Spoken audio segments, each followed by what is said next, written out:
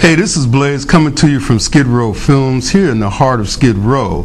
I have the opportunity today to do a very short, in-depth interview with Jean. What's your last name, Jean? Jean Givan. Jean what? Givan. Givan. What an interesting name. Where are you from? I was born and raised in New York.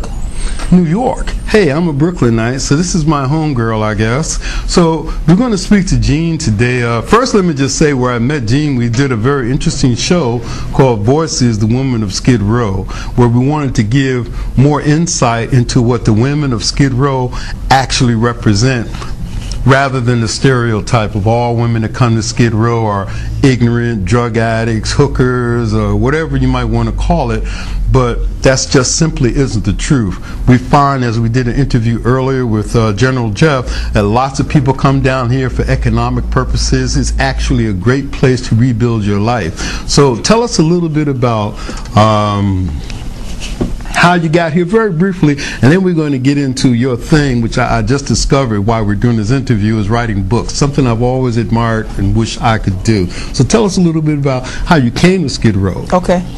Following in the footsteps of the person who was in the interview before me, General Jeff. General Jeff. I, like him, found myself in a financial situation that was challenging. I had come to Los Angeles in the beginning of 2007 to train to be a script supervisor for film. That is someone who has to do with continuity in film, and I was trained in it, and I did some work, but the work was not steady, and hence lack of funds, and that's pretty much what got me into this situation. So I ended up down here, and kind of like as was mentioned in the interview that took place earlier, I found that my situation is not as people would describe. I got here and I found that Skid Row is different than what's often depicted. I believe that Skid Row now has a different face than what people perceive.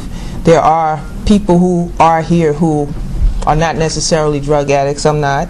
Who are not prostitutes. I'm not. Who are not ignorant. I'm not. I have a degree in English from Syracuse University and a Bachelor of Arts, and I am a well-rounded individual, but I think that things happen for a reason, because if I had not been in this situation, I wouldn't be able to see the situation as it is and know that there are a lot of good people down here who have had hardships, and then they just need some direction, some resources, and some inspiration to help get them back on track. And then there's a whole wealth of talent and intelligence and a lot of different things, even in the people who are on drugs, who just probably have been in bad situations that cause them to self-medicate.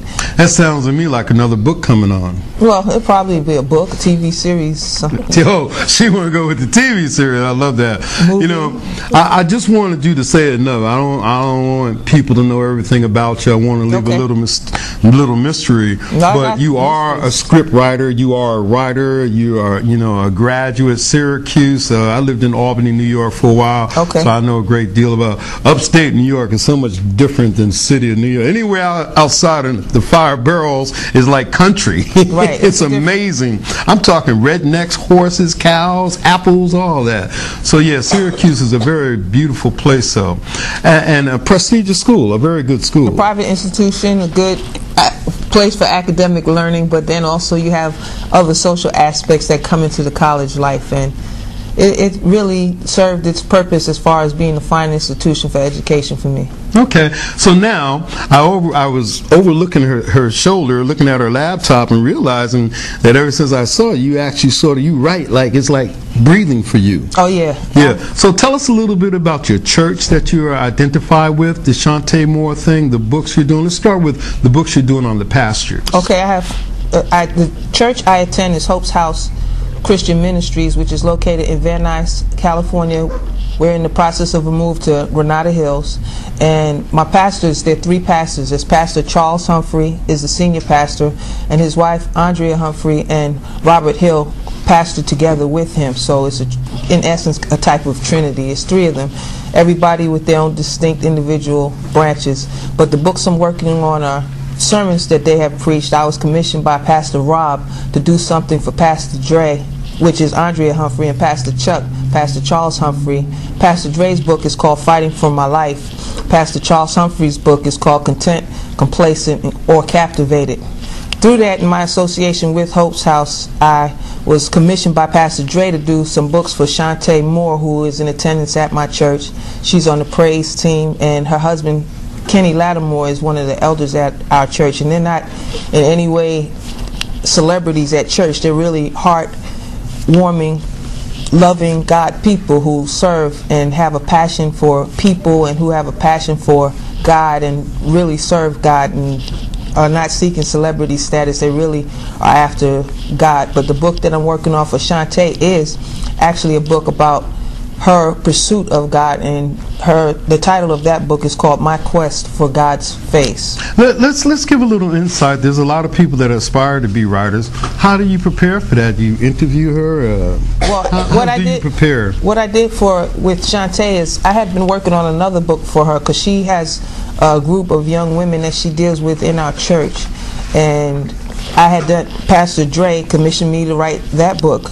Basically what happened is they had sessions of conversation, talks among themselves that were recorded, and I transcribed the sessions. And it goes beyond just transcription, because if it was just transcribed, it would pretty much be boring, because sometimes when you're talking it's repetitive. But God has blessed me. Again, I do have a formal degree in English from Syracuse University, so I have a broad background and understanding of fine literature. So I am able to bring to the table a certain kind of skill set that, you know, somebody who just sits down and writes might not understand. Writing is a craft that takes time to hone and develop, and you can sit down and write, and that's not to knock it, but it's like you could sit down and make a meal, or you could go to culinary school and learn how to make a meal with the different courses. And looks so pretty, you don't even want to eat it. And you don't. And some of the things that a chef would do that an ordinary cook would not do, the chef knows and other chefs know. So other writers know certain ingredients, or they could look at something that somebody just did and say, this is missing, that's missing, and that person would never know, because they don't even know those things exist. I got you. And so, tell us a little bit about, what was the name of the first book, Fighting for Your Life? Fighting for Your Life. What's that about? It sounds like something I'd like to know about. When you sign up in Christianity to give your life to Christ, He gives you salvation, but once you, in essence, by accepting Jesus as your Lord and Savior, you enter into a battlefield, and you end up, in essence, fighting for your life, because you're confronted with a spiritual enemy, a foe that is against God, but he really can't touch God. He's been kicked out of heaven, the devil, but he and his emissaries try to mess with God's people. And so that's what you're doing. You're dealing with battles, a victory actually that's already been won.